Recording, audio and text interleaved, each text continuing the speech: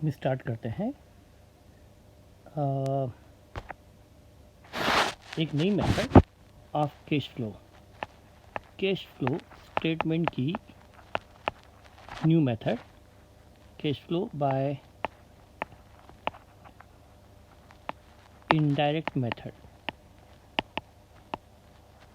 Cash flow by indirect बेटा, cash flow बनाने की कैश फ्लो स्टेटमेंट की दो मेथड हैं, टू मेथड्स। पहली है डायरेक्ट और दूसरी है इनडायरेक्ट। दो के अलावा कोई थर्ड मेथड तो है नहीं। तो अब बेटा हम पढ़ चुके हैं डायरेक्ट और अब पढ़ेंगे इनडायरेक्ट। तो अब क्वेश्चन में या तो क्वेश्चन एग्जामिनेशन के क्वेश्चन में क्लियर रहेगा कि आपको किस मेथड से कैश फ्लो बनाना है। तो आपको जो मेथड क्वेश्चन ने स्पेसिफाई की है आपको उसी मेथड से कैश फ्लो बनाना है।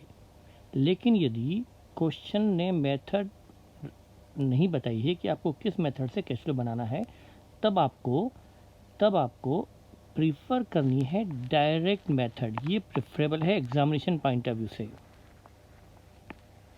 प्रेफरेबल बेटा, ये इजी है, लेस टाइम कंज्यूमिंग है, मतलब इसमें टाइम भी कम लगता है और ये कॉम्प्लेक्स भी नहीं है। तो एग्ज़ाम में यदि कोई आपके पास क्लियरली गिवन नहीं है कि किस मेथड से आपको कैश फ्लो बनाना है, तो आपको बनाना चाहिए डायरेक्ट मेथड से यदि पॉसिबल है तो। हाँ, यदि डायरेक्ट मेथड से कैश फ्लो बनाने के लिए डेटा अवेलेबल नहीं है, कैश फ्लो यदि डायरेक्ट मेथड से नहीं बन सकता, तो आपको इनडायरेक्ट मेथड यूज़ करनी पड़ेगी। और जहाँ तक मेरा एक्सपीरियंस है, जब मेथड स्पेसिफाई नहीं होती है तो मैक्सिमम में इनडायरेक्ट मेथड लगती है। क्या वजह है? क्योंकि उसमें डायरेक्ट से डेटा जनरेट करने का डेटा अवेलेबल नहीं होता। डायरेक्ट मेथड में बेटा क्या होता है, हम अभी पढ़ने जा रहे हैं इनडायरेक्ट, लेकिन हम बात कर रहे हैं पहले सिलेक्शन ऑफ मेथड की। तो हम क्वेश्चन में जो गिवन है उस मेथड को फॉलो करेंगे, गिवन नहीं है तो डायरेक्ट मेथड से यदि पॉसिबल है, इन्फॉर्मेशन है कि हम डायरेक्ट से डेटा जनरेट कर सकते हैं तो डायरेक्ट फॉलो करेंगे। लेकिन डायरेक्ट से यदि क्वेश्चन करना पॉसिबल नहीं है तो हम इनडायरेक्ट से क्वेश्चन सॉल्व करेंगे। और मैक्सिमम क्वेश्चन में डायरेक्ट की इन्फॉर्मेशन कम होती है तो हमें इनडायरेक्ट से क्वेश्चन करना पड़ता है। तो बेटा डायरेक्ट मेथड में क्या होता था, डायरेक्ट मेथड में क्या होता था कि आपको बेटा जो तीन एक्टिविटी है, एक तो ऑपरेटिंग, दूसरी इन्वेस्टिंग और तीसरी फाइनेंसिंग, आपके लिए एक कंफर्टेबल पॉइंट है कि बेटा जब आपका मेथड जो है डायरेक्ट इनडायरेक्ट वो सिर्फ ऑपरेटिंग एक्टिविटी के लिए है, इन्वेस्टिंग और फाइनेंसिंग के लिए कोई अलग अलग मेथड नहीं है। जो हमने किया वैसा ही होगा, चाहे मेथड डायरेक्ट हो चाहे इनडायरेक्ट। इन्वेस्टिंग और फाइनेंसिंग के लिए कोई दो मेथड नहीं है। हम सिर्फ ऑपरेटिंग एक्टिविटी में, यहाँ पर ऑपरेटिंग एक्टिविटी में दो मेथड है, डायरेक्ट एंड इनडायरेक्ट। और यहाँ पर चाहे डायरेक्ट हो चाहे इनडायरेक्ट, दोनों में मतलब इसका कोई मीनिंग नहीं कि हम किस मेथड से कर रहे हैं। इन्वेस्टिंग फाइनेंसिंग में चाहे डायरेक्ट मेथड से करेंगे या इनडायरेक्ट से, सिमिलर ट्रीटमेंट है।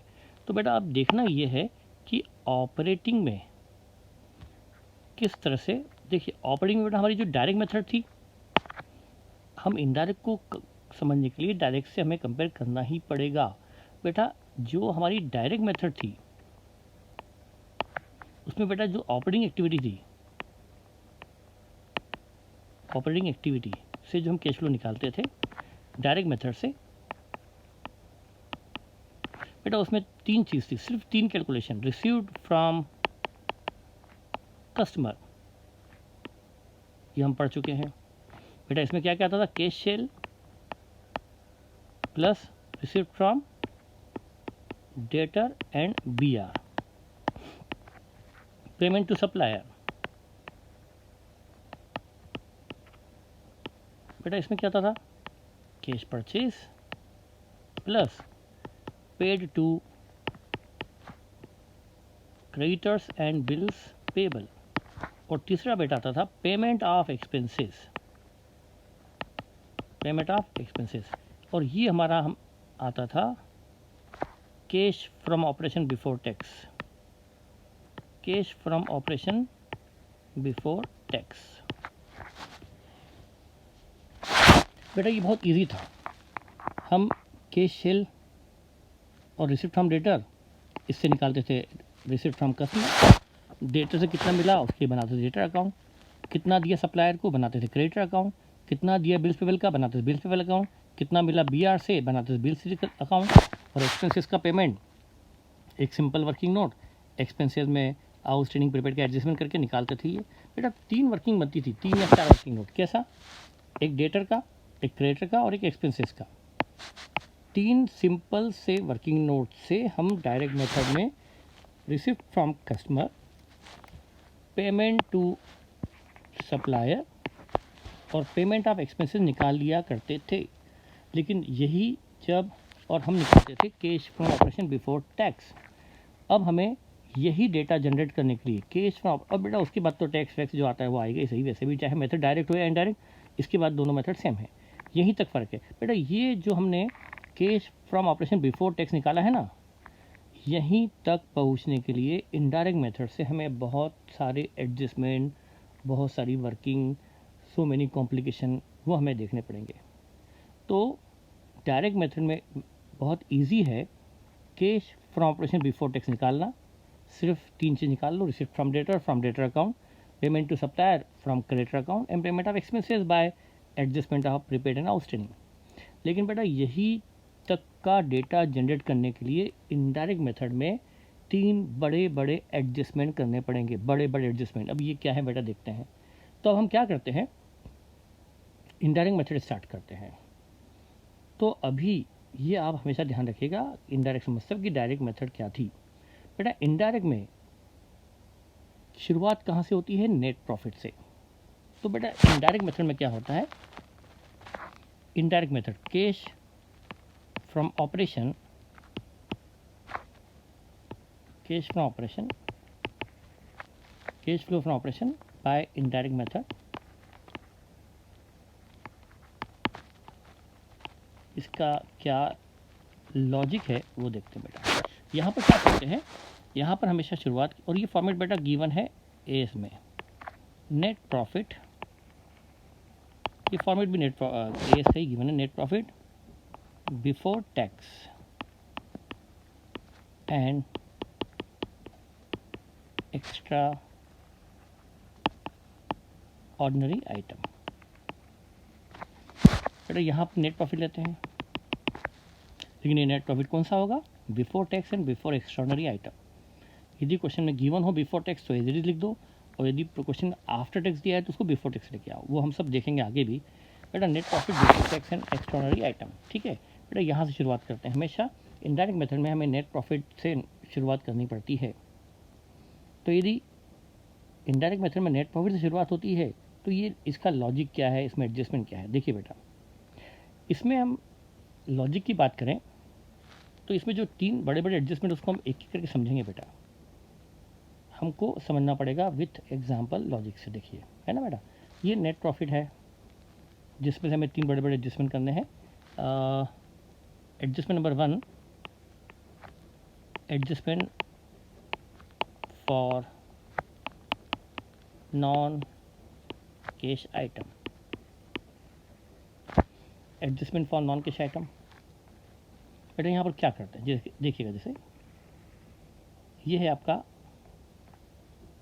Trading and P&L। बेटा यहाँ पर आपका सेल्स होता है, यहाँ पर आपका COGS, फिर बेटा आपके यहाँ एक्सपेंसेस, और फिर यहाँ पर डेप्रिसिएशन। ये बेटा आपका एक नॉन कैश आइटम है, और यहाँ बेटा होता है नेट प्रॉफिट, ये नेट प्रॉफिट होता है। इनडायरेक्ट मेथड में ये जो नेट प्रॉफिट है इसको इनफ्लो मान लिया जाता है, ये यहाँ रखा जाता है। ध्यान दें नेट प्रॉफिट को, आपको एक एक पॉइंट में समझाऊंगा। बेटा हम नेट प्रॉफिट की बात करें, ये जो नेट प्रॉफिट है इससे शुरुआत होती है कैश फ्लो की, और इस नेट प्रॉफिट को इनफ्लो मान लिया जाता है, और इनफ्लो मानकर इसे इस कैश फ्रॉम ऑपरेशन में सबसे पहले यहाँ पर एज एन इनफ्लो लिख दिया जाता है। बेटा ये नेट प्रॉफिट को हमने इनफ्लो मान लिया, नेट प्रॉफिट को इनफ्लो मान लिया, चलो ठीक है। अब बेटा ये जो मेथड है जिसमें हम इनडायरेक्ट मेथड में नेट प्रॉफिट को इनफ्लो लेके चलते हैं, तो हम इसको समझने के लिए इसको मानेंगे it is like a rectification of error method. आप कहेंगे सर ये तो क्या हो गया? यस, मैं तो कहूँगा, मैं अपने एक्सप्लेनेशन में कहूँगा कि ये एक तरह से रेक्टिफिकेशन ऑफ एरर मेथड है कि हम इसमें गलत चीज़ लेकर के उसको सही करने पे बेटा जुड़ जाते हैं। बेटा डायरेक्ट मेथड में सब कुछ सही, रिसीट फ्रॉम कस्टमर करेक्ट है, पेमेंट टू सप्लायर करेक्ट है, पेमेंट ऑफ एक्सपेंसेस करेक्ट है, ये आ गया cash from operation before tax, सब कुछ सही। लेकिन यहाँ पर इसकी शुरुआत एक गलती से है कि हमने नेट प्रॉफिट को इनफ्लो मान लिया। बेटा हमने यदि इस नेट प्रॉफिट को इनफ्लो माना है तो चलो सेल तो इनफ्लो है, सेल से इनफ्लो होता है, ठीक है बेटा, मान लेते टाइमिंग, ठीक है बेटा। गुड्स जाता है, खरीदते हैं, पेमेंट करते हैं, आउटफ्लो होता है, एक्सपेंसेस आउटफ्लो होता है। बेटा ये तीन चीज़ तो ठीक है कि सेल हमारा इनफ्लो है, COGS हमारा आउटफ्लो है, इस पर भी हम देखेंगे, एक्सपेंसिव भी हमारा आउटफ्लो है, फॉर द टाइमिंग मान लें, कम से कम आज नहीं तो कल आउटफ्लो तो है। लेकिन ये डेप्रिसिएशन जो इस नेट प्रॉफिट को में घटा हुआ है बेटा, इससे कोई कैश आउटफ्लो नहीं हुआ। तो हमने यदि इस नेट प्रॉफिट को इनफ्लो माना है तो हमने बेटा क्या करा है, यदि हमने इस नेट प्रॉफिट को इनफ्लो माना है तो हमने इसको इनफ्लो माना और इन सबको आउटफ्लो मान रखा है। मेरी बात को ध्यान से सुनिए, यदि हमने इस नेट प्रॉफिट को इनफ्लो माना है मतलब हमने सेल को इनफ्लो मान लिया और इन सबको आउटफ्लो मान लिया और इसके नेट को नेट इनफ्लो मान लिया। लेकिन इसमें इसका इनफ्लो, इसका तो आउटफ्लो हुआ ही नहीं, ना होगा, ना हुआ है, ना होगा। हाँ, वो असेट खरीदी होगी तब उसको हम इन्वेस्टिंग में आउटफ्लो ले चुके होंगे, लेकिन डेप्रिसिएशन लगने से इस ईयर में कोई आउटफ्लो नहीं हुआ है। तो हमने बेटा उसको क्या कर लिया, यदि इस नेट प्रॉफिट को इनफ्लो मान रखा है यहाँ पर, इसका मतलब हमने डेप्रिसिएशन को क्या मान लिया है, आउटफ्लो, जबकि वो आउटफ्लो नहीं है। तो हमें क्या करना होगा बेटा, हमें रेक्टिफिकेशन एरर में इस डेप्रिसिएशन जैसे आइटम को, जो कि एक एग्जांपल ही है, इस डेप्रिसिएशन जैसे आइटम को क्या करना होगा बेटा, डेप्रिसिएशन जैसे आइटम को जोड़ना होगा। बेटा एक बार सोचे अपने से कि क्या होगा, हमने क्यों नेट प्रॉफिट में डेप्रिसिएशन को ऐड किया है, एक बार सोचिए।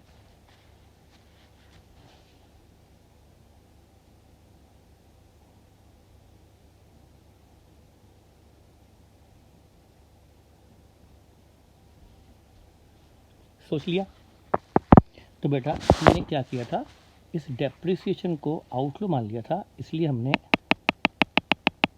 क्या किया, लॉजिक में कोई जल्दबाजी नहीं बेटा, अच्छे समझेंगे।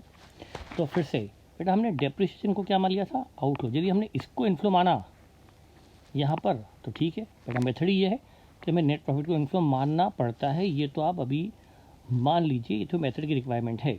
नहीं तो हमारी इनडायरेक्ट मेथड बढ़िया थी ना, लेकिन बेटा ये मेथड अलग है। तो यदि हमने नेट प्रॉफिट को इनफ्लो माना है तो क्या करना पड़ेगा, इसको हमने मान लिया है आउटफ्लो, जबकि आउटफ्लो नहीं है, तो ऐसे आइटम को हमें जोड़ना होगा। तो ये तो एक एग्जाम्पल है बेटा, ये तो एक एग्जाम्पल है डेप्रिसिएशन क्यों, इसको जोड़ना क्यों पड़ा है, उसका लॉजिक हमने बता दिया कि हमें नॉन कैश आइटम के लिए एडजस्टमेंट करना है बेटा, ठीक है। ऐसे ही तो हमने इस नेट प्रॉफिट को एडजस्ट किया है बाय नॉन कैश आइटम, ठीक है।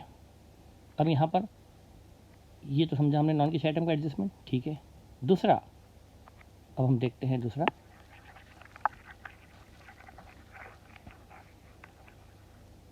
अब बेटा यहाँ पर एक एडजस्टमेंट तो ये हुआ, हम इसके बारे में और समझेंगे। तो हमने इसमें क्या किया बेटा, ऐड डेप्रिसिएशन, इसको क्या करेंगे, प्लस करेंगे, क्योंकि वो नेट प्रॉफिट में घटा हुआ था। तो और भी कोई नॉन कैश आइटम घटा हुआ होगा तो जोड़ेंगे। ये तो एक एग्जांपल है डेप्रिसिएशन। जैसे एक और एग्जांपल है loss on sale of assets. Loss on sale of assets, बेटा लॉस कैसे, यदि एक असेट बेटा यहाँ पर ये हमारा नेट प्रॉफिट है और यहाँ लॉस घटा हुआ है, लॉस ऑन सेल। तो देखिए बेटा 10,000 की असेट, बुक वैल्यू 10,000, बेटा सोल्ड एट 7,000, लॉस 3,000, बेटा ये लॉस यहाँ घट गया। अब आप बताइए मुझे कि ये जो नेट प्रॉफिट है जिसको हमने इनफ्लो माना है, जिसको हमने यहाँ लिया है एज एन इनफ्लो, क्या इस लॉस से कोई केस बाहर गई? क्या इस ट्रांजेक्शन से केस बाहर गई 3,000 की? नो, नॉट एट ऑल बेटा। उल्टा 10,000 की केस, उल्टा 7 की केस आई है, उल्टा 7 की केस हमारा इनफ्लो हुआ है और ये इनफ्लो तो हम लेते हैं इन्वेस्टिंग एक्टिविटी में। तो बेटा 3,000 का जो लॉस है इससे कोई केस बाहर नहीं गई है, बल्कि उल्टा इस ट्रांजेक्शन से 7 की केस आई है और इसको हम ले चुके होंगे inflow from investing activity sale of fixed asset. तो ये 3,000 के लॉस होने से कोई केस बाहर नहीं गई, तो ये भी एक नॉन कैश आइटम का एग्जांपल है, इसको भी हमें एड बैक करना होगा। तो अब loss on sale of assets को हमने क्या किया है? प्लस किया है, क्योंकि ये कैश में आउटफ्लो नहीं हुआ था, ये नॉन कैश आइटम है बेटा। इसके अलावा और कौन कौन से नॉन कैश आइटम होते हैं? हाँ, इसमें एक डाउट आता है, इसमें एक चीज़ आती है कि जब loss on sale of asset एक नॉन कैश आइटम है तो profit on sale of asset, profit on sale of fixed asset, मान लो बेटा प्रॉफिट हुआ है 12,000 का, तो फिर ये क्या होगा? इसका क्या होगा बेटा? सोचिए, loss on sale of asset एक नॉन कैश आइटम हमने जोड़ दिया, तो profit on sale of fixed asset दी है, तो क्या करेंगे इसको? क्या ये नॉन कैश आइटम है? नो, ये नॉन कैश आइटम नहीं है बेटा। देखिए समझिए कैसे।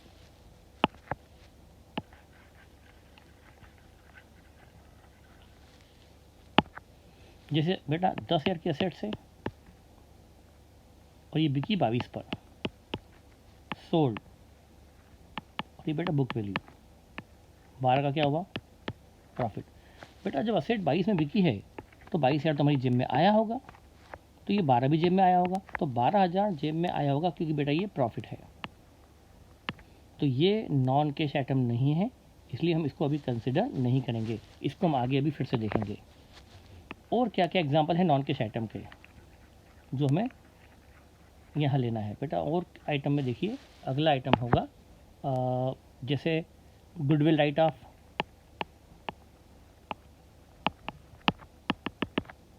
बेटा कोई भी राइट ऑफ है, किसी भी तरह का right of, goodwill right of या फिर patent right of, patent return of, या फिर प्रीलिमिनरी एक्सपेंसेस, बेटा ये सब राइट ऑफ भी जो है ना, इनसे कोई केस बाहर नहीं गई। इस तरह के आइटम को राइट ऑफ करने से केस बाहर नहीं जाती। पेटेंट जब खरीदा होगा तब आउटफ्लो हुआ होगा, उसके राइट ऑफ से कोई आउटफ्लो नहीं हुआ। प्रीलिमिनरी एक्सपेंसेस जब पे किए होंगे तब आउटफ्लो हुआ होगा, उसके राइट ऑफ पे कोई आउटफ्लो नहीं हुआ। गुडविल जब खरीदी होगी, यदि खरीदी थी तब आउटफ्लो हुआ होगा, अभी राइट ऑफ करने से कोई आउटफ्लो नहीं हुआ। तो बेटा ये सब भी नॉन कैश आइटम के एग्जाम्पल है, तो हमें इनको भी क्या करना चाहिए? यदि ये नेट प्रॉफिट में घटे हुए हैं तो इनको भी ऐड करना होगा। तो देखिए अगला आइटम है नॉन कैश आइटम में गुडविल रिटर्न ऑफ, प्लस करो पेटेंट राइट ऑफ,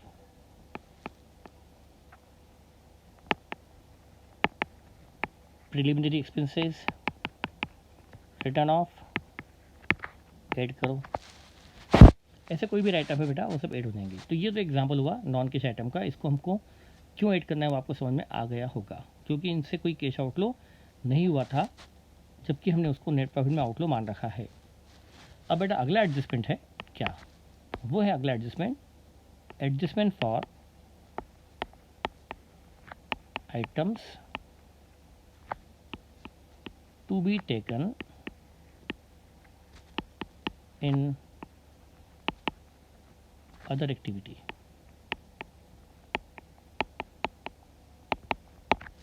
देखिए बेटा ये क्या चीज़ है? Adjustment for items to be taken in other activity. इस बार नोट कर लें।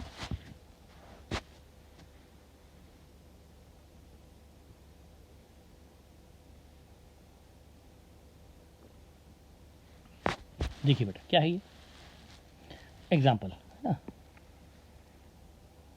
बेटा। इस मेथड में हम क्या करते हैं, इस नेट प्रॉफिट को इनफ्लो मानते हैं, ये आपने समझ लिया है। आपको पता है बेटा इसमें नेट प्रॉफिट को शुरुआत में इनफ्लो ले लिया गया, मुझे बार बार न बताना पड़े, मैं आपको बता चुका हूँ कि हम इस मेथड में नेट प्रॉफिट को यहाँ एज ए इनफ्लो लेते हैं। ये जो नेट प्रॉफिट है बेटा बिफोर टैक्स, इसी को यहाँ लेते हैं, ठीक है। अब बेटा मैं जो बताना चाहता हूँ उस पर ध्यान दें। जैसे कि यहाँ पर है interest on debenture, interest on loan.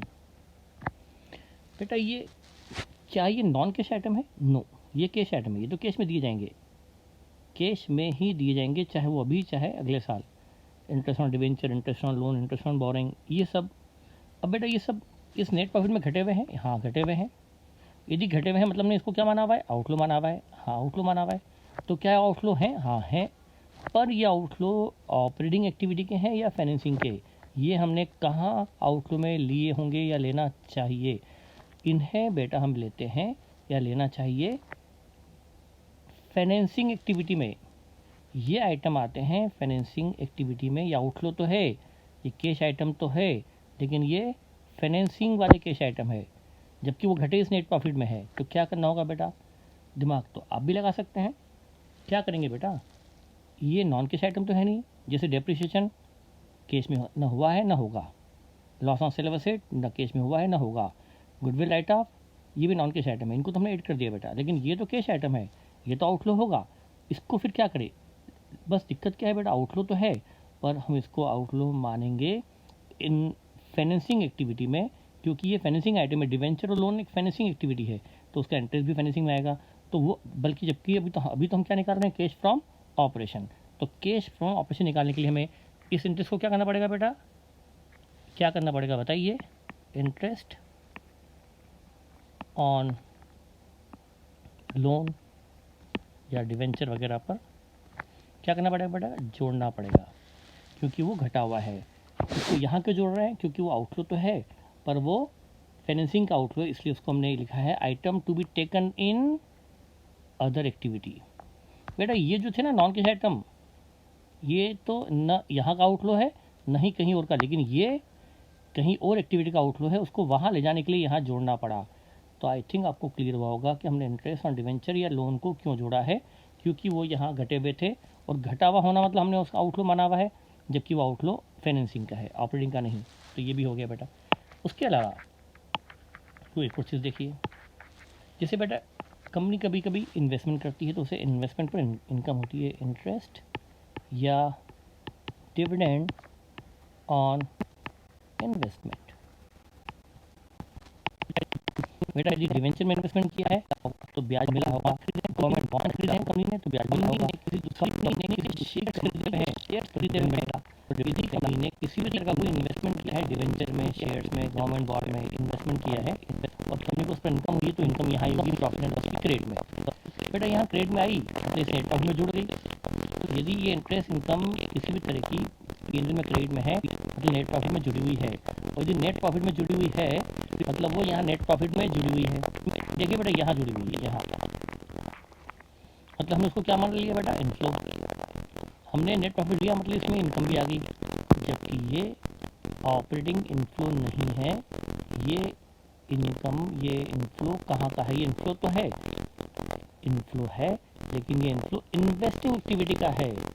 इस इंटरेस्ट की रिसिप्ट को, ये जो हमें डिविडेंड मिलेगा किसी शेयर्स में, जो हमने कहीं और कंपनी के शेयर्स लिए हुए हैं, बेटा कंपनी डिविडेंड देती तो है, वो अपने शेयर्स पे देती है, इक्विटी और प्रेफरेंस, लेकिन इस कंपनी ने किसी दूसरी कंपनी के शेयर्स खरीदे हुए हैं, दूसरी कंपनी के शेयर्स में इन्वेस्टमेंट किया हुआ है, वहाँ से इसे डिविडेंड मिलेगा, उस पर वो डिविडेंड इसकी इनकम होगी, इन्वेस्टमेंट इनकम। और यदि पी&एल में क्रेडिट पड़ी है, ये भी नेट प्रॉफिट में जुड़ी है, इसको यहाँ से लेस क्यों करना होगा, क्योंकि इसको हम इन्वेस्टिंग एक्टिविटी में इनफ्लो लेने वाले हैं, वो हमारा ऑपरेटिंग का इनफ्लो नहीं है। तो बेटा हमें क्या करना पड़ेगा, ये जो इंटरेस्ट है, ये इंटरेस्ट तो इस नेट प्रॉफिट में जुड़ा हुआ है, इसमें जुड़ा है मतलब इसमें जुड़ा है, तो हमें क्या करना पड़ेगा, इसको लेस करना पड़ेगा, क्योंकि वो हमारा इन्वेस्टिंग एक्टिविटी का इनफ्लो है, वो यहाँ इस एक्टिविटी का नहीं, वो किसी अनदर एक्टिविटी का। यहाँ क्या करेंगे, लेस इंटरेस्ट ऑन इंटरेस्ट या या income from investment, income from investment, इसको बेटा लेस कर देंगे। इसके बाद और क्या होगा, देखिए बेटा एक चीज़ हो, जैसे ये कंपनी का P&L है, ट्रेडिंग P&L, सेल्स, COG, ये सब वगैरह भाई, और यहाँ बेटा है profit on sale of asset, और यहाँ नेट प्रॉफिट है बेटा। अब ये असेट बेटा कुछ भी हो सकती है, फिक्स्ड असेट, इन्वेस्टमेंट, कुछ भी, इसके बेचने पे प्रॉफिट हुआ बेटा। जैसे मैंने बताया था कि असेट बिकी है 22,000 में, इसकी बुक वैल्यू है 10,000, प्रॉफिट हुआ 12,000, ये प्रॉफिट बेटा 12 यहाँ आया होगा, ये प्रॉफिट आया होगा बेटा P&L की क्रेडिट में 12,000 का प्रॉफिट ऑन सेल। बेटा ये नेट प्रॉफिट जो है ना, इस नेट प्रॉफिट में 12 जुड़ा हुआ है, वही 12 बेटा इनफ्लो तो है, क्योंकि 22 मिला है, तो 22 22 जो मिला है, इस 22 में 12 भी इंक्लूड है बेटा, मतलब ये प्रॉफिट मिला तो है, ये नॉन कैश आइटम नहीं है। फिर से देखिए, profit on sale of asset non cash item नहीं है, लेकिन बेटा ये 12 जो इसमें जुड़ा हुआ है नेट प्रॉफिट में, और नेट प्रॉफिट में जुड़ा मतलब इस नेट प्रॉफिट में जुड़ा हुआ है, ये जो नेट प्रॉफिट में लिया है बेटा, हमने ये नेट प्रॉफिट को इनको माना, मतलब यहाँ ले लिया, इस नेट प्रॉफिट में 12 भी जुड़ा हुआ है, हाँ जुड़ा हुआ है, तो बेटा 12 इनफ्लो तो है, पर वो इनफ्लो कहाँ दिखाने वाले हम बेटा, ये जब फिक्स्ड असेट बिकती है, इन्वेस्टमेंट बिकते हैं, ये आता है हमारा इन्वेस्टिंग एक्टिविटी, इन्वेस्टिंग एक्टिविटी बेटा। ये इन्वेस्टमेंट बिके या असेट बिकी, उसके सेल पर 22 मिला, 22 मिला, इस 22 को हम कहाँ लेंगे बेटा, इन्वेस्टिंग एक्टिविटी में। तो जब 12 भी इन्वेस्टिंग में आ ही जाएगा, जब 22 लेंगे तो 12 आ जाएगा, तो बेटा 12 को हमें क्या करना पड़ेगा, यहाँ से लेस करना पड़ेगा, क्योंकि ये आइटम कहीं और ले जाने वाले हैं। तो यहाँ से जो 12,000 जुड़ा है नेट प्रॉफिट में, इस नेट प्रॉफिट में जो 12 जुड़ा है, उसको हम यहाँ से लेस इसलिए करेंगे क्योंकि वो हमारी ऑपरेटिंग का इन्फ्लो ना होते हुए इन्वेस्टिंग का इन्फ्लो है, उसको कहीं और ले जाना है। तो यहाँ लिखेंगे profit on sale of asset.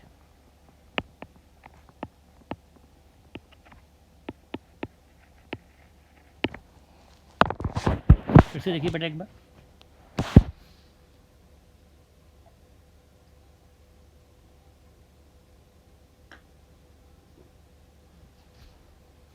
देखा, समझा बेटा क्या होगा, हमने नेट प्रॉफिट को इनकम माना है। दिमाग में एक बात तो आपको पक्की करनी पड़ेगी, इस इनडायरेक्ट मेथड में नेट प्रॉफिट को इनकम मानते हैं, और ये एएस की प्रिस्क्राइब मेथड है इनडायरेक्ट, कि नेट प्रॉफिट से शुरुआत करनी पड़ेगी। यदि नेट प्रॉफिट को हमने इनफ्लो मान लिया, मतलब 12 को भी इनफ्लो मान लिया, प्रॉफिट को भी इनफ्लो मान लिया, तो प्रॉफिट इनफ्लो तो है, लेकिन बेटा इस प्रॉफिट को हम कहाँ का इनफ्लो मानने वाले हैं, इन्वेस्टिंग का।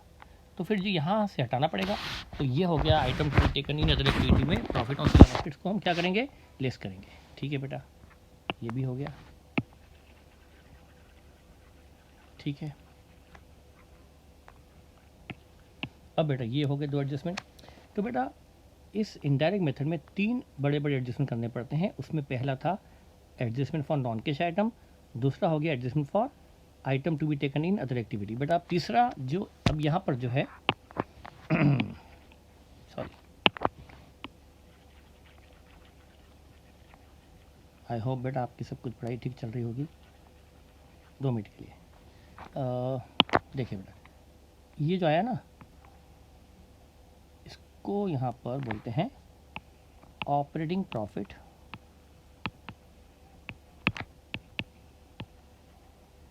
Before working capital changes. ये बस थोड़ा ध्यान रख लो, operating profit before working capital changes, ये ना लिखें तो भी चलेगा, पर लिख दो तो बेहतर है बेटा। अब यहाँ पर जो तीसरा और सबसे मेजर एडजस्टमेंट है, एडजस्टमेंट फॉर इंक्रीज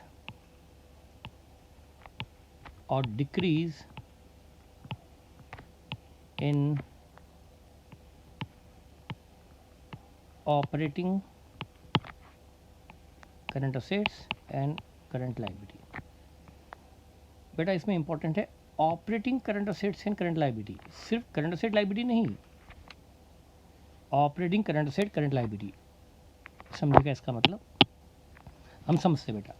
अब पहली बात तो एडजस्टमेंट क्या है, क्यों है समझना है क्यों। हमें सिर्फ रटना नहीं है कि ये क्या है, और इसको बेटा इजी करने के लिए हम रट भी सकते हैं और लॉजिक से भी हम समझ सकते हैं। दोनों चीज़ से हम देखेंगे, इजी करने के लिए रट भी लेंगे और लॉजिक से समझ भी लेंगे। तो बेटा ये क्या है, समझिए इस चीज़ को। देखिए बेटा यहाँ पर क्या करते हैं और क्यों करते हैं। इजी करने के लिए बताऊँ मैं बेटा इजी करने के लिए, जैसे स्टॉक में इंक्रीज, तो हम क्या माने यहाँ पर, स्टॉक का इंक्रीज हुआ तो उसको हम क्या मान लें, आउटफ्लो। डेटा का डिक्रीज को क्या मान लें, इनफ्लो, क्योंकि डेटा कम हुए मतलब हमें कैश मिली होगी। क्रेडिटर कम हुए मतलब हमने पे किए होंगे, डेटा कम हुए मतलब हमें कैश मिली होगी। तो यहाँ पर उसका एडजस्टमेंट भी बचा है, वो क्यों करते हैं समझिए ज़रा बेटा। देखिए मैं आपके सामने एग्जांपल रखता हूँ बेटा। ये वही ट्रेडिंग P&L है, ये नेट प्रॉफिट है, यहाँ सेल है, यहाँ एक्सपेंस है, यहाँ COGS है। अब देखिए बेटा यदि हमने, ये हमारा डेटर अकाउंट है बेटा, यहाँ आते हैं ओपनिंग डेटर्स, यहाँ आती है सेल, यहाँ आता है क्लोजिंग डेटर और यहाँ आता है receive from debtor.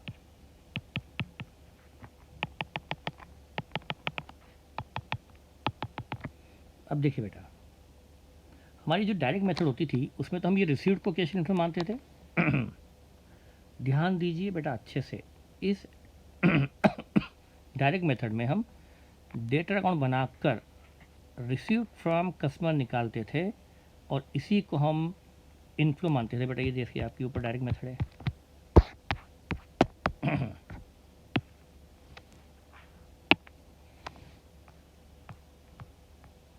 Received from customer, ये हमारा था फ्रॉम डेटर अकाउंट।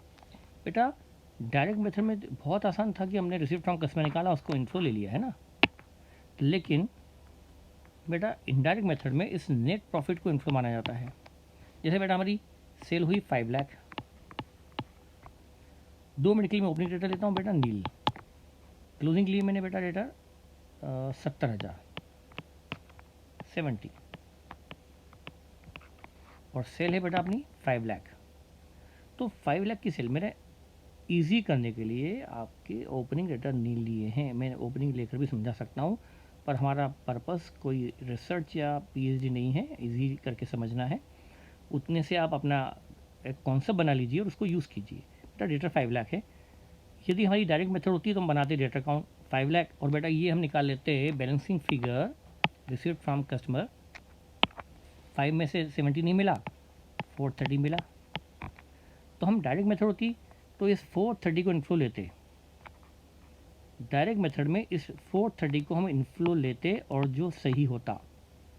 लेकिन बेटा इनडायरेक्ट मेथड को मैंने कहा था ये एक तरह से रेक्टिफिकेशन मेथड है, इसमें गलत इन्फ्लो लेकर उसे सही करने में हम लगे रहते हैं। यहाँ भी वही हाल है। देखा बेटा डिप्रेशन में भी वही हाल था, हमने नेट प्रॉफिट को इन्फ्लो मान लिया जबकि डिप्रेशन आउटफ्लो नहीं था, उसको जोड़ा। ये various amortisation write offs outflow नहीं थे, उनको भी जोड़ना पड़ा। ये सब रेक्टिफिकेशन एरर जैसा। ऐसे ही बेटा हमने, यदि यहाँ सेल हमारी 5 लाख रुपीज़ है और डेटर में भी 5 लाख है, बेटा एक्चुअल में हमें इन्फ्लो लेना कितना चाहिए, 430, क्योंकि यही मिला है। और डायरेक्ट मेथड में हम 430 ही इन्फ्लो लेते थे रिसीव्ड फ्रॉम कस्टमर। लेकिन इनडायरेक्ट मेथड ने क्या किया बेटा, इस नेट प्रॉफिट को इन्फ्लो माना है। इस नेट प्रॉफिट को इन्फ्लो माना है मतलब हमने सेल में से 5 लाख का इन्फ्लो मान लिया। यदि हमने इस नेट प्रॉफिट को इन्फ्लो माना है मतलब पूरी की पूरी सेल को हमने क्या मान लिया है, इन्फ्लो मान लिया है। हमने इसको इन्फ्लो मान लिया है। आई होप आप समझे होंगे यदि हमने नेट प्रॉफिट को इन्फ्लो माना है, जो कि इनडायरेक्ट मेथड का फीचर है, नेट प्रॉफिट को हमने इन्फ्लो माना है, मतलब हमने पूरी की पूरी सेल को इन्फ्लो मान लिया है, जबकि हमें 5 लाख की सेल को इन्फ्लो नहीं मानना चाहिए। इसको इन्फ्लो मानना था, पर हमने इसको मान लिया, गलत चीज़ को इन्फ्लो मान लिया, जबकि सही तो ये है। तो बेटा हमने कितना इन्फ्लो ज़्यादा मान लिया, हमने इन्फ्लो मान लिया 5 लाख, गलती तो कर दी। नेट प्रॉफिट को इन्फ्लो माना, मतलब 5 लाख को इन्फ्लो माना, तो 5 लाख को इन्फ्लो माना, गलती कर दी। 70 को हमने इन्फ्लो मान लिया, पर ये इन्फ्लो नहीं है, तो हमें इसको क्या करना पड़ेगा, एडजस्ट करने के लिए इसको घटाना पड़ेगा, क्योंकि इन्फ्लो नहीं है। तो ये हो गया इंक्रीजिंग डेटर। बेटा डेटर ओपनिंग कितने थे, 0, अब कितने हो गए, बढ़कर 70। डेटर कितने बढ़े, 70 से बढ़े। 70 को क्या मान लो, 70 को क्या मान लें, इनफ्लो या आउटफ्लो, आउटफ्लो, क्योंकि बेटा हमने क्या कर रखा है, पूरे के पूरे 5 लाख को क्या मान रखा है, इनफ्लो, जबकि पूरी की पूरी सेल इनफ्लो नहीं होती। तो 70 को क्या मानना पड़ेगा अब करेक्शन के लिए, आउटफ्लो, क्योंकि 5 लाख में से 70 नहीं मिला और हमने पूरे 5 लाख को इनफ्लो मान रखा है। फिर से समझेंगे यदि आप कॉन्सेप्ट बिल्डिंग चाहते हैं तो, अदरवाइज़ इजी करने के लिए सिंपल सी बात है बेटा, डेटर का डिक्रीज मतलब इनफ्लो और इंक्रीज मतलब आउटफ्लो। और इसको बेटा ओपनिंग डेटर 0 माने, क्लोजिंग डेटर 70, ओपनिंग डेटर नील, क्लोजिंग डेटर 70। डेटर बेटा 70 से बढ़े, comparison of opening and closing, debtor 70 से बढ़े, इसको क्या मान लो, आउटफ्लो। तो डेटर का इंक्रीज, आउटफ्लो और डिक्रीज मतलब इनफ्लो। तो बेटा यहाँ पर हमें क्या करना है, डेटर के डिक्रीज दिए हो तो उसे इनफ्लो मानना है, क्योंकि उससे कैश मिली होगी, और डेटर का यदि इंक्रीज है तो उसे आउटफ्लो मानना है। तो हमें डेटर को आउटफ्लो मानना है, इंक्रीज को। तो ये हमारा डेटर एक ऑपरेटिंग करंट एसेट्स है, उसका adjustment number 1, increase in debtor,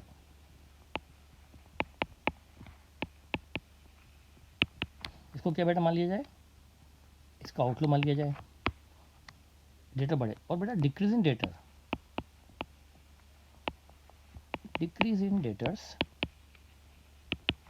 को क्या मान लिया जाए बेटा, इनफ्लो।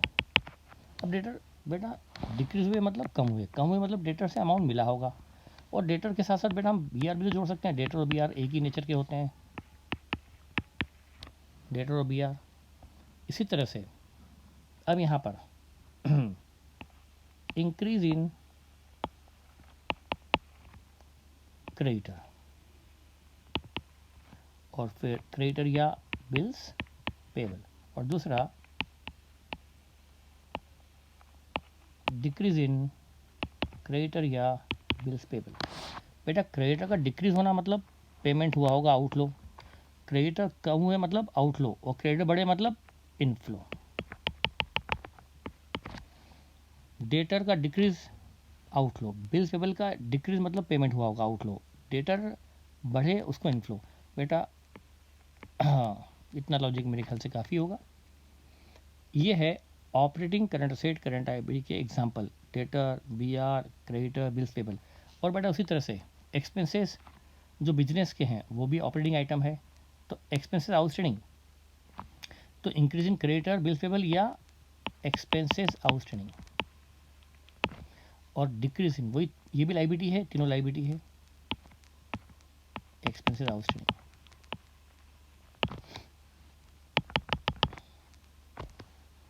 ठीक है बेटा, यहाँ पर सिर्फ कौन सी एसेट आएगी, operating current assets and operating current liability.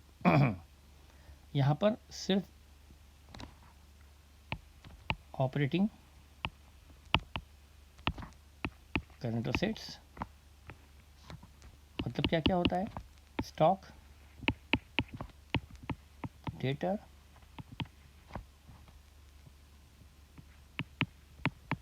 PR और prepaid expenses. Operating current liability, creditors, bills payable,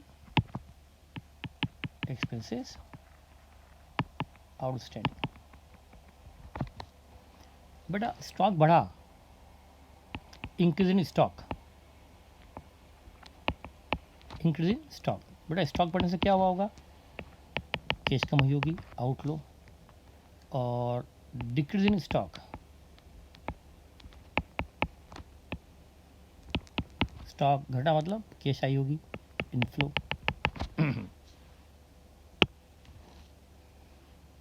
ठीक है बेटा, ये ध्यान रखना है यहाँ पर सिर्फ क्या आती है, ऑपरेटिंग करंट असेट। अब बेटा जैसे नॉन, इसके अलावा कुछ चीज़ होती है, investing current assets, interest on investment accrued. बेटा इंटरेस्ट मिलना बाकी है, ये भी करंट असेट्स है, पर ये कौन सी एसेट है, investing current asset. Financial liability, financial current liability,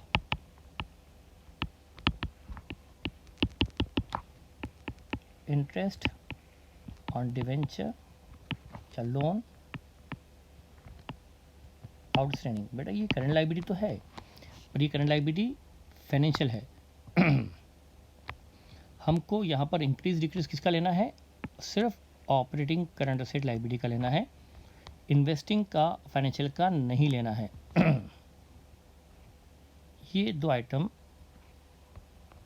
क्या है, देखिए क्यों नहीं लेना। बेटा देखिए समझिएगा, ये नेट प्रॉफिट है बेटा, यहाँ पर है इंटरेस्ट ऑन डिवेंचर 50,000 और ये हमारा कैश अकाउंट है, या यूँ कहें कि ये अपनी बैलेंस शीट है। यहाँ पर आ गया इंटरेस्ट ऑन डिवेंचर आउटस्टैंडिंग 10,000। तो बेटा डिवेंचर पर इंटरेस्ट जो प्रॉफिट एंड लॉस में आया है वो 50 और बैलेंस शीट में आया है वो 10,000 की लाइबिलिटी, मतलब 50 में से 10 अभी देना बाकी है। ये बैलेंस शीट की लाइबिलिटी साइड, असेट साइड।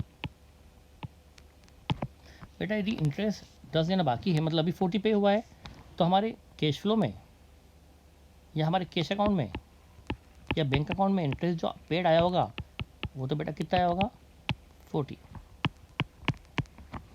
तो बेटा हमने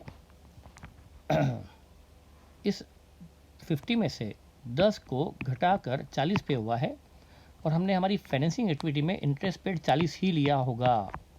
फिर से सुनिए, हमने जब फाइनेंसिंग एक्टिविटी बनाई होगी तो वहाँ इंटरेस्ट पेड कितना लिया होगा।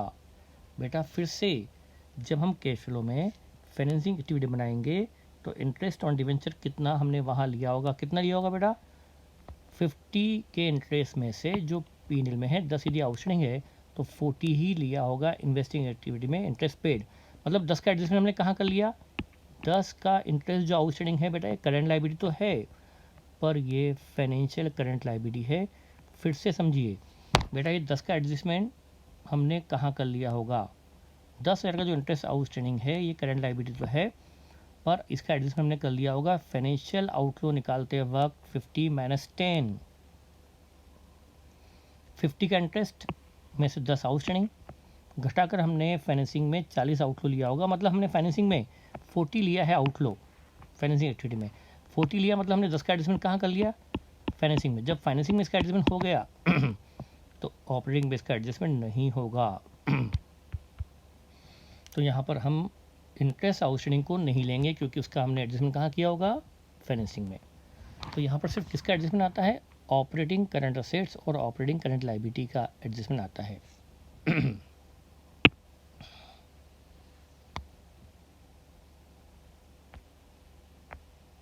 आई होप आपको कुछ क्लियर इसमें यदि नहीं हुआ हो तो आप मुझे डिस्कस मुझसे कर सकते हैं, आप व्हाट्सएप पे मुझे बता दें। मैं इसमें कुछ और भी, मैंने इसको ज़रूर है कि मैंने ये जो बताया है इंक्रीज डिक्रीज इन शॉर्ट बताया है, बहुत कम बेसिक बताया है इसमें, क्योंकि बेटा उतना ही काफ़ी है आपके लिए, क्योंकि नहीं तो एक के लिए बेसिक बताना बहुत टाइम कंज्यूमिंग है, डेटर क्रेडिटर स्टॉक। तो मैंने आपको डेटर से बता दिया, और इसको समझना बेटा एग्ज़ाम में सिंपल यही रहता है। मैं बस जैसे बेटा डेटर डिक्रीज़ हुए सॉरी डेटर डिक्रीज़ हुए कैश आई होगी, BR कम हुए कैश आई होगी, और जब डेटर के कम होने से कैश आती है तो डेटर के बढ़े मतलब कैश आने से रह गई, डेटर बढ़े मतलब कैश आने से रह गई, तो इसको क्या मान लेंगे, आउटफ्लो। क्रेडिटर कम हुए बेटा, क्रेडिटर कम हुए पेमेंट हुआ होगा, बिल्स पेबल कम हुए पेमेंट गया होगा। तो क्या मानेंगे, लाइबिलिटी बढ़ती है तो आउटफ्लो, और लाइबिलिटी घटती है मतलब हमने पेमेंट नहीं किया तो इनफ्लो। बेटा आपको ऐसे समझना होगा, एक एक के लिए समझाना थोड़ा डिफ़िकल्ट टास्क है, टाइम कंज्यूम होता है। स्टॉक बढ़ा, खरीदा होगा आउटफ्लो, स्टॉक घटा, बिका होगा इनफ्लो। तो आपको operating current asset, not only current asset liability, rather operating current asset liability का इंक्रीज डिक्रीज यहाँ लेना है। असेट का बढ़ना आउटफ्लो, असेट का घटना इनफ्लो। असेट का घटना इनफ्लो क्यों, स्टॉक घटा कैश आई होगी, डेटर घटे कैश आई होगी, बीआर घटे कैश आई होगी। इसी तरह से लाइबिलिटी का घटना आउटफ्लो, क्रेडिट कम हुए कैश गई, बिल्स पेबल कम हुए कैश दी होगी, एक्सपेंस आउटस्टैंडिंग यदि कम हुए हैं मतलब आपने पे किए होंगे तो आप स्टॉक बढ़ा सॉरी लाइबिलिटी आपकी, क्रेडिटर कम हुए पेमेंट हुआ होगा, बिल्स पेबल कम हुए पेमेंट हुआ होगा, एक्सपेंसेस कम आउटस्टैंडिंग कम हुए पेमेंट हुआ होगा, उसको हम क्या मानते हैं, आउटफ्लो। ऐसा आपको ध्यान रख लेना है इनसे। तो ये तीन जब एडजस्टमेंट आप करते हैं उसके बाद हमें मिलता है cash from operation before tax. बेटा यहाँ हमें मिलेगा cash from operation before tax, cash from operation before tax.